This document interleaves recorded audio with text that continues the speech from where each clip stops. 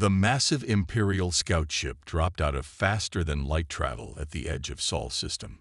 Its silver hull gleamed in the distant sunlight as it began its standard scanning procedure. The crew had done this thousands of times before. Arrive, scan, report, and move on. They expected nothing different from this unremarkable yellow star and its planets. Captain Drake of the Imperial scout vessel Starseeker sat in his command chair, bored. His long tentacles twitched slightly as he watched his crew work. "Begin the preliminary scan," he ordered, his translator converting his clicks and whistles into standard Imperial speech. Before his crew could respond, every screen on the bridge lit up with warning signals. The ship's computer detected multiple targeting locks coming from all directions. Drake stood up quickly, his four eyes widening in surprise. "Impossible," he muttered. This was supposed to be a primitive system. The reports said these humans had only achieved basic spaceflight 50 years ago. A communication request flashed on the main screen. Drake hesitated, then nodded to his communication officer. The screen came to life, showing a human in a dark blue uniform with silver markings on the shoulders. "This is Admiral James Thompson of the Earth Defense Force," the human said firmly. "You have entered restricted space. The Sol system is off-limits to all Imperial vessels. Turn around immediately." Drake laughed. No one denied entry to the Empire. Not in its 10,000 years of existence. "This is Imperial territory," he replied. "All systems belong to the Empire. Prepare for scan." His words cut off as a small beam of energy shot past his ship's bow. The crew's instruments went crazy. The energy reading was higher than anything they had ever seen before. "That was a warning shot," Admiral Thompson said calmly. "The next one won't miss. You have 5 minutes to leave the system. This is not a negotiation." Drake stared at his sensor readings in disbelief. The small beam had enough power to destroy a planet, and somehow his sensors now picked up thousands of similar weapons pointed at his ship from planets, moons, and hidden stations throughout the system. "How?" he asked before he could stop himself. "Your people only reached space 50 years ago." Admiral Thompson smiled slightly. 50 years ago, we learned we weren't alone in the universe. We also learned about the Empire's habit of conquering primitive worlds. So we kept quiet. We watched. We learned. And we prepared. The Admiral's image shifted to show a hologram of Earth's defense network, quantum cannons hidden in mountain ranges, dimensional disruptors disguised as satellites, eye-controlled drone swarms that could tear apart ships at the atomic level. "We're not interested in joining your empire," Thompson continued. "We're not interested in being conquered, studied, or uplifted. This is our home. We protect our own. Spread the word. Earth and the Sol system are off-limits." Drake looked at his sensor readings again. His ship's computer confirmed what he saw. The humans had technology centuries ahead of the Empire's best weapons. They had somehow done in 50 years what took other races thousands of years to achieve. "Understood," Drake said quietly. He turned to his navigation officer. "Plot a course out of the system." As the Starseeker turned around, Drake began composing his report to Imperial Command. They wouldn't believe him. They would probably punish him for lying. But he knew what he saw. These humans weren't like the other races the Empire had conquered. They had known first contact was coming, and they had spent 50 years preparing for it. The Empire had never faced anything like them before. The scout ship jumped back into faster-than-light travel, leaving the Sol system behind. On Earth, Admiral Thompson watched it go from his command center deep under the Rocky Mountains. "They'll be back," his second-in-command said. Thompson nodded. "Yes, they will. And we'll be ready." He looked at the holographic display showing Earth's hidden defenses. 50 years of preparation, of keeping their true capabilities secret, of unified purpose across all nations. Let the Empire come. Earth would show them why you should never underestimate humans. 3 days after the scout ship incident, a larger vessel appeared at the edge of the solar system. Unlike the military scout ship, This one was decorated with the golden symbols of Imperial diplomacy. Its sleek design spoke of wealth and power. Earth's defense grid activated immediately. But this time, Admiral Thompson waited. The ship carried Imperial Ambassador Marcus, one of the few humans who had chosen to join the Empire centuries ago. His family had served the Empire for generations, forgetting their Earth origins. "This is Ambassador Marcus of the Imperial Diplomatic Corps."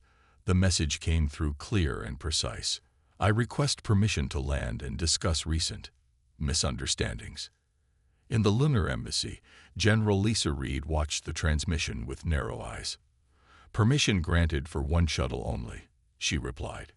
"Any deviation from the approved flight path will be considered hostile action." The ambassador's shuttle was small and elegant, its golden hull reflecting the starlight as it approached the moon.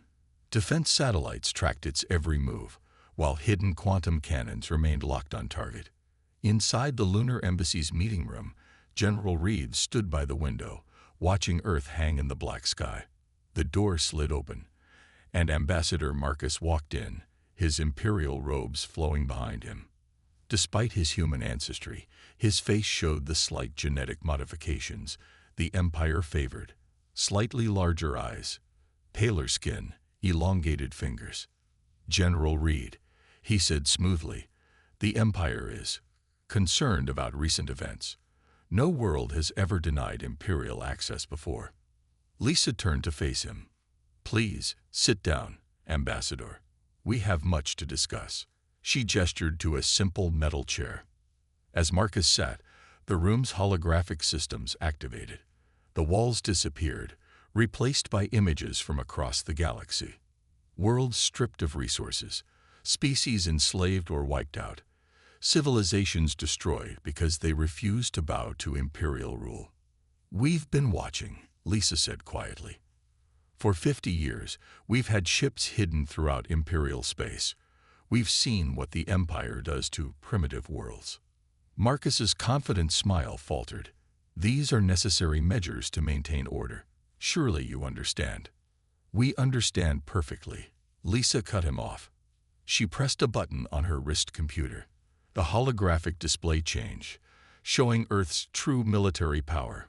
Quantum ships hidden in dimensional pockets, weapons that could tear apart reality itself, AI systems that could outthink any Imperial computer.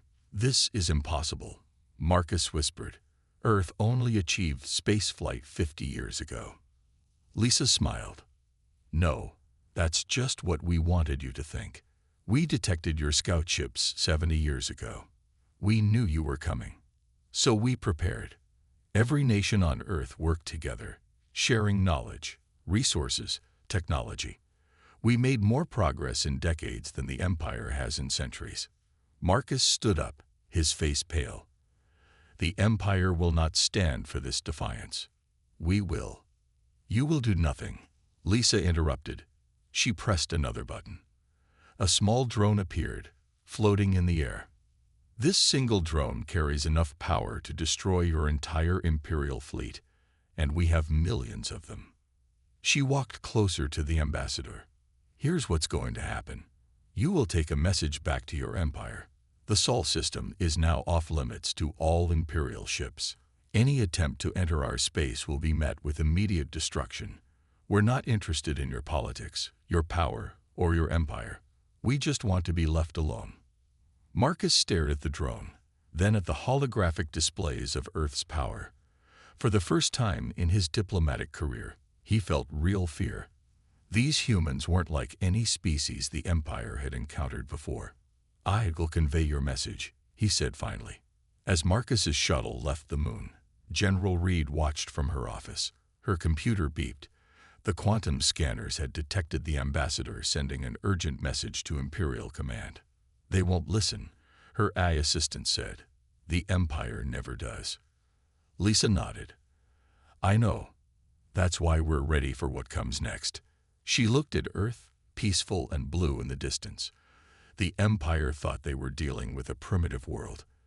They were about to learn just how wrong they were. The Imperial fleet arrived exactly 1 week after Ambassador Marcus's departure. 100 warships dropped out of faster-than-light travel simultaneously, their massive hulls blocking out the distant stars. Each ship was the size of a small city, bristling with weapons that could reduce planets to ash. In his flagship, Admiral Bill of the Imperial Navy smiled confidently. A simple punitive expedition, he had told the Emperor, will remind these humans of their place in the galaxy.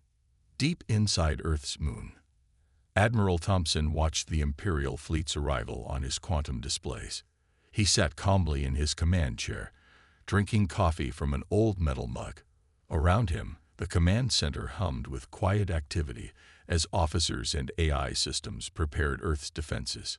They sent exactly 100 ships, Thompson said to his AI assistant, Guardian. They're not taking this seriously.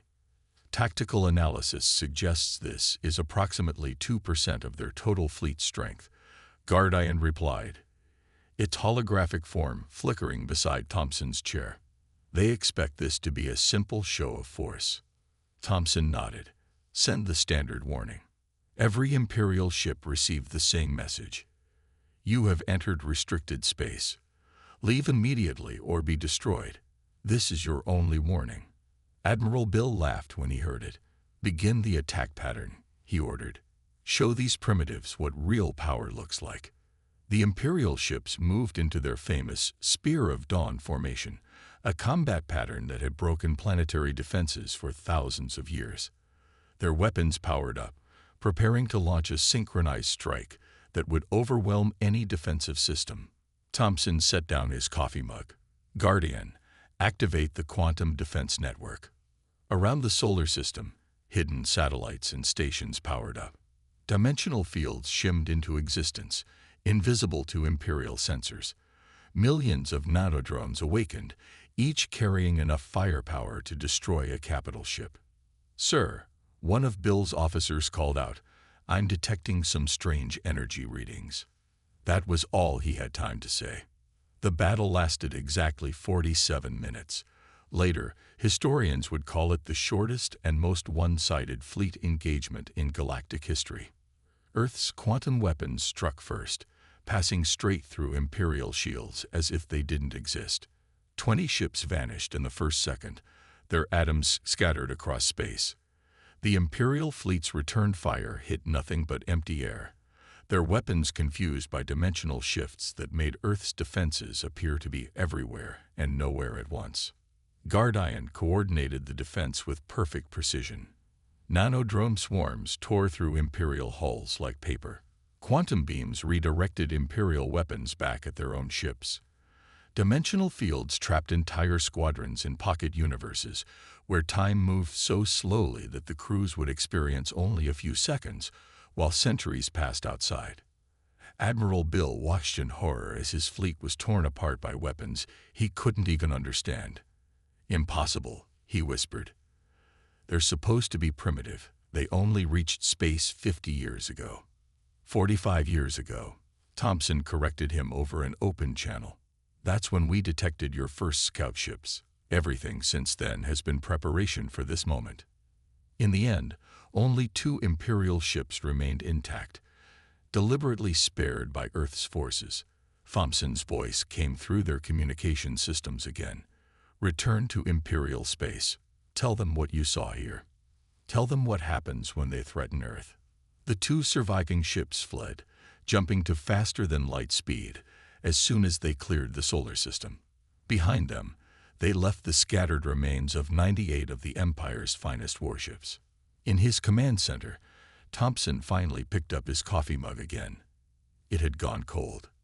Status report, he asked. No casualties on our side, Guardian reported. All defense systems functioning normally. We used less than 0.1% of our total military capacity. Thompson nodded. Send word to our hidden agents throughout Imperial space. It's time for Phase 2. As he watched the quantum displays tracking the fleeing Imperial ships, Thompson knew the real war was just beginning. The Empire would return with everything they had. But now the galaxy would know that humanity was ready for them. News spread fast across the galaxy, even with the Empire trying to stop it. On 100 worlds, Beings of all species whispered about the impossible. A single system had destroyed nearly 100 Imperial warships without losing a single defender. Captain Robert West stood in the shadows of an alien marketplace on the planet Horizon, watching the crowd. His Earth-made stealth suit made him completely invisible to Imperial sensors. Around him, the local aliens, tall blue-skinned beings with 4 arms, gathered in small groups, sharing videos of the battle that had leaked from the surviving Imperial ships.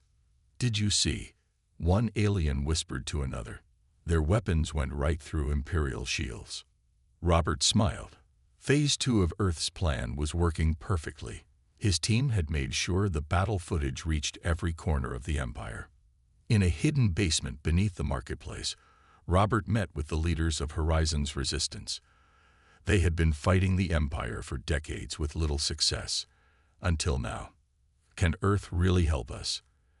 asked their leader, an old warrior named Blue Sky. His skin showed scars from Imperial punishment devices. Robert placed a small black cube on the table. "This is a quantum shield generator," he said, "like the ones that protected Earth. It can defend your entire planet from Imperial weapons." The resistance leaders stared at the tiny device in wonder. They had expected something massive, not a box smaller than their hands. "How much does Earth want in return?" another leader asked suspiciously. Robert shook his head. "Nothing. We're not here to replace the Empire as rulers. We're here to help you become free." Similar scenes played out across Imperial space. Earth had spent decades placing agents on countless worlds, preparing for this moment. Now those agents revealed themselves, sharing advanced technology with resistance movements everywhere.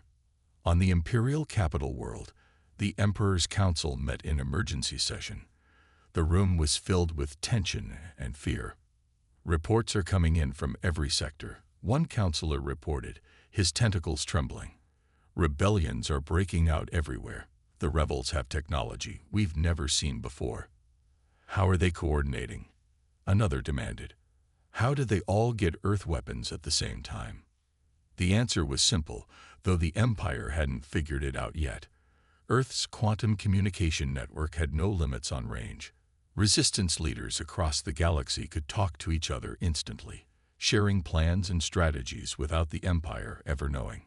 Back on Horizon, Robert watched from a rooftop as the first Imperial patrol tried to stop a protest in the market square. The soldiers fired their weapons, but the shots bounced off an invisible shield. The protesters didn't even flinch. "Impossible," the patrol leader shouted. "They have Earth shields." The crowd cheered. More people joined the protest, knowing they were finally safe from Imperial weapons. Similar scenes were happening on thousands of worlds.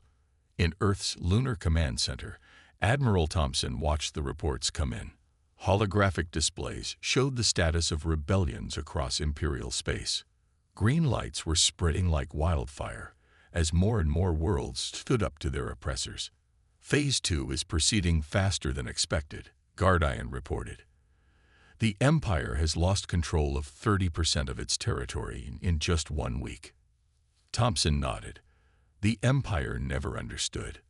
They thought ruling through fear made them strong, but it made them weak. Every world they conquered, every species they enslaved, they were all just waiting for a chance to fight back. "The Empire will respond with full military force soon," Guardian warned. "Let them come," Thompson replied. "We've spent 50 years preparing not just to defend Earth, but to free the galaxy." The Empire thought they were the most powerful force in the universe. They're about to learn that nothing is stronger than the desire for freedom. Across the galaxy, the revolution was spreading. The Empire had spent thousands of years building their power through fear and violence. Earth was bringing it down with hope and unity. The refugee ships appeared at the edge of the solar system, their hulls damaged and their power systems barely working. Hundreds of civilian vessels crowded with aliens who claimed they were fleeing Imperial persecution. "Please," their leaders begged over radio channels. "Earth is our only hope. The Empire is hunting us down."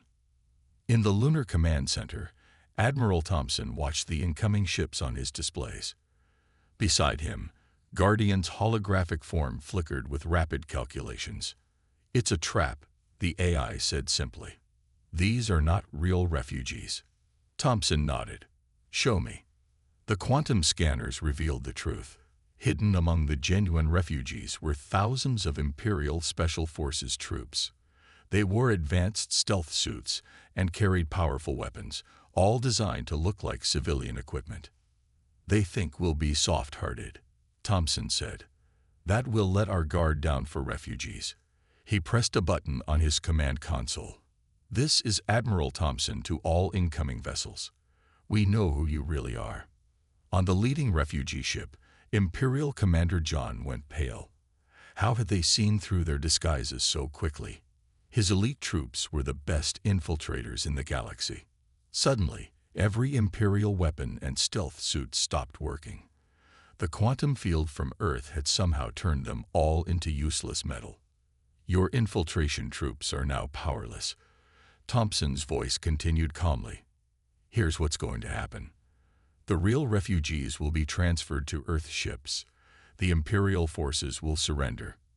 Anyone who resists will be transported into a pocket dimension for the next 1,000 years.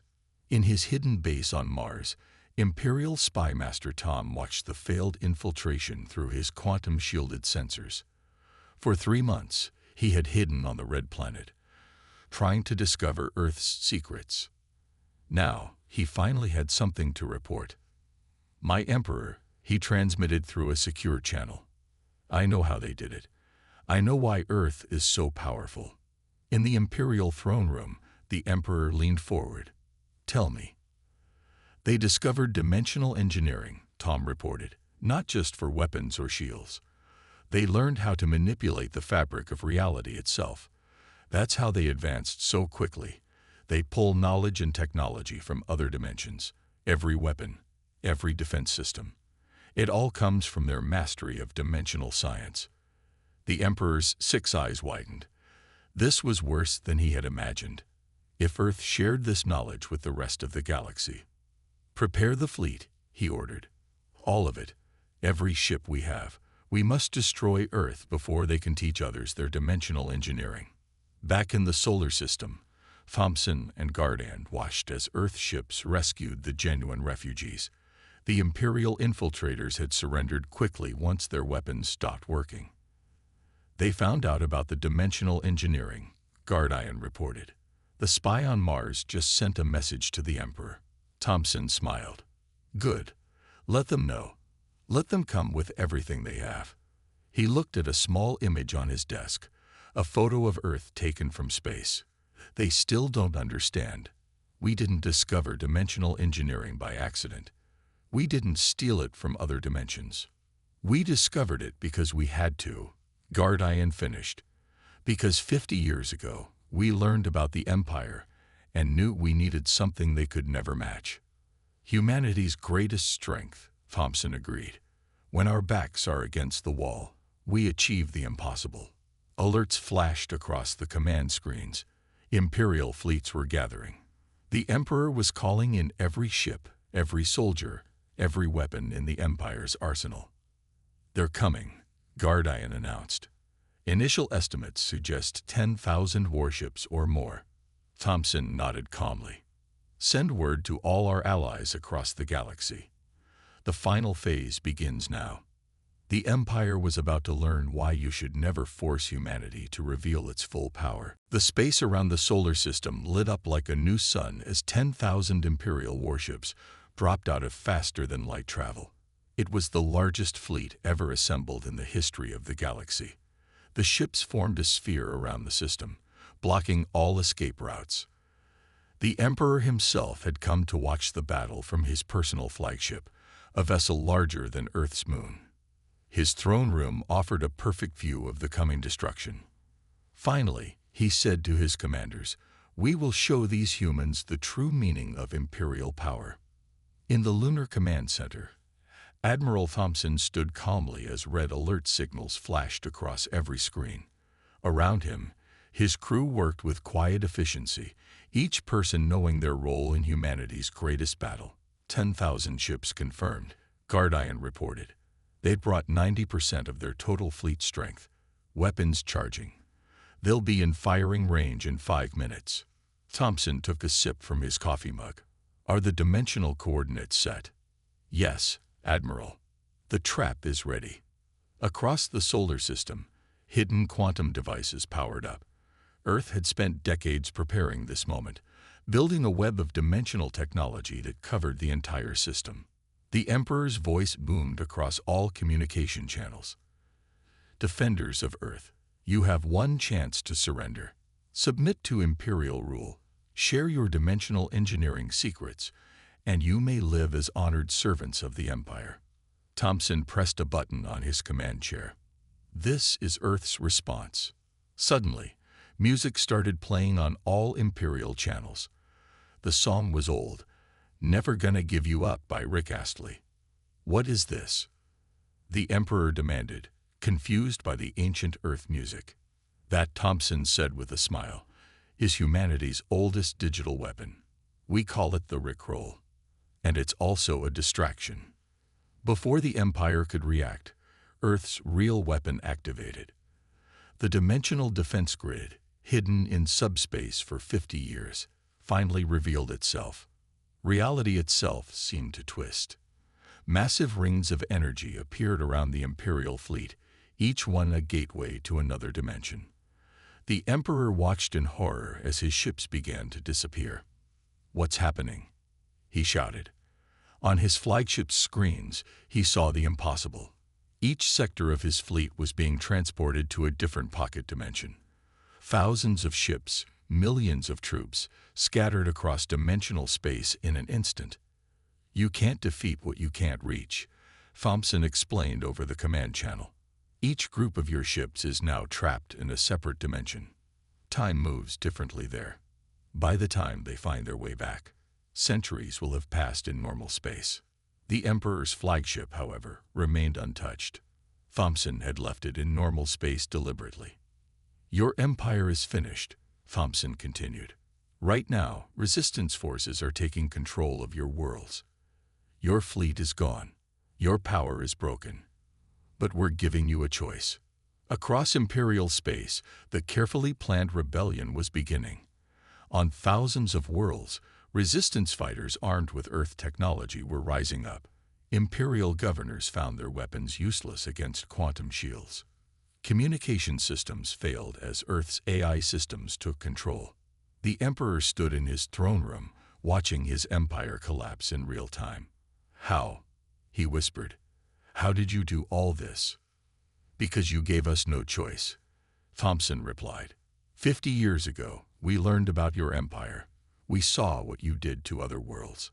So we did what humanity always does when backed into a corner. We changed the rules of the game. A single Earth ship appeared in front of the Emperor's flagship, small, sleek, and more powerful than anything the Empire had ever built. Your decision, Emperor, Thompson said. Surrender and help us build a free galaxy, or join your fleet in dimensional exile. You have 1 minute to decide. The Emperor looked at the small Earth ship and finally understood. His empire had ruled through fear and power. Earth had won through preparation, unity, and the one force the Empire never understood. 1 month after the final battle, Admiral Thompson stood in the newly constructed Galactic Assembly on Earth's moon. Representatives from 1,000 freed worlds filled the Great Hall, each species finally able to speak without fear of Imperial punishment. The Emperor stood in the center of the assembly, no longer wearing his grand robes but simple civilian clothes. He had chosen surrender over exile, and now he watched as his empire transformed into something new. The age of empire is over, Thompson announced to the gathered representatives. Today, we begin the Galactic Federation of Free Worlds. Every species, every planet will have an equal voice. In the space around Earth, construction ships worked constantly. The dimensional technology that had won the war was now being used to build instantaneous travel networks connecting all worlds. What once took months to cross could now be traveled in seconds. On the former Imperial capital world, Captain Robert West supervised the distribution of quantum shields and dimensional engineering knowledge. Lines of aliens stretched for miles, each waiting to learn the technology their empire had forbidden them to have. Will they use it wisely? One of his team members asked. Robert smiled. That's why we're teaching them slowly, helping them understand not just how it works, but why it matters. Power without wisdom is what created the Empire in the first place. Guardian's holographic form appeared beside him. Progress report from Sector 7. 300 more worlds have established their own democratic governments. Refugee returns are proceeding ahead of schedule. The AI had grown beyond its original role as Earth's defense system. Now it helped coordinate the massive task of rebuilding a galaxy. Its quantum networks let every world communicate instantly, sharing knowledge and resources. Back in the lunar assembly, Thompson watched as former enemies became allies. Species that had fought for centuries under Imperial rule now worked together, learning from Earth's example. You could have conquered us all, the former emperor said quietly to Thompson. Your technology, your power, you could have simply replaced my empire with your own. Thompson shook his head. That was never our goal. Humanity learned long ago that real strength comes from unity, not conquest. We didn't want subjects. We wanted allies. Across the galaxy, the changes were visible everywhere. Imperial warships were transformed into humanitarian vessels, delivering food and medicine to worlds that had suffered under Empire rule. The dreaded Imperial Palace became a university, teaching dimensional engineering to students from every species. In Earth's quantum laboratories, human scientists worked alongside alien researchers, developing new technologies to help rebuild devastated worlds. The dimensional engineering that had been developed for war was now being used to solve problems like hunger, disease, and environmental damage. 5 years after the Empire's fall, Thompson stood on a balcony in the lunar city, watching Earth rise over the horizon. Beside him, Guardian displayed a holographic map showing the status of every world in the Federation. The last Imperial loyalist group surrendered this morning, the AI reported. The transition is officially complete. Thompson nodded. Green lights filled the map, showing thousands of worlds living in peace and freedom. Trade routes connected them all. Cultural exchanges were constant, and the galaxy was experiencing a golden age of art, science, and exploration. Humanity's greatest achievement, he said quietly, wasn't beating the Empire. It was what we did afterward. A small ship took off from the lunar spaceport, carrying students from Earth to study on distant worlds. Another landed, bringing alien tourists eager to visit the planet that had changed the galaxy. The former emperor, now a history teacher at the Galactic University, often told his students, "The Empire fell not because Earth was stronger, but because they were wiser. They showed us a better way to live." As the Earth continued its eternal dance around the sun, humanity had finally fulfilled its potential, not as conquerors or rulers, but as teachers, helpers, and friends to all species. The galaxy had learned that the most powerful force wasn't fear or weapons. It was hope, unity, and the endless human spirit of innovation. The end.